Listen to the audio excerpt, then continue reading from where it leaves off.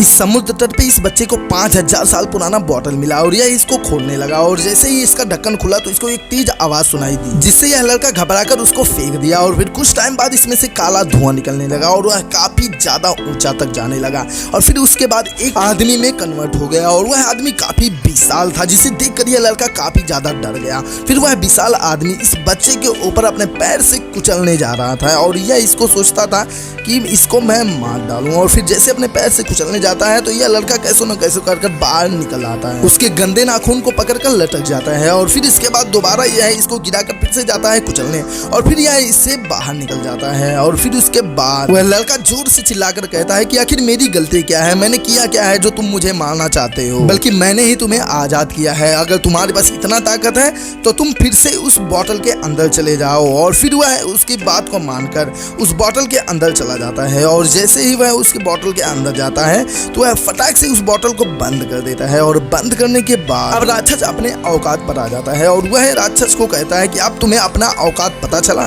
तुम्हारा औकात सिर्फ इतना ही है। फिर लड़का यह कहने के बाद उसको समझाता है और फिर यह उस लड़के से रिक्वेस्ट करता है कि मुझे निकाल दो, मैं फिर से अब तुम्हारे पास आऊंगा लेकिन तुम्हें कोई नुकसान नहीं पहुंचाऊंगा। और यह कहने के बाद फिर लड़का उस ढक्कन को खोल देता है और फिर वह विशाल राक्षस आता है और वह उसके माफी मांगता है और इस बार कुछ वह नहीं कहता है।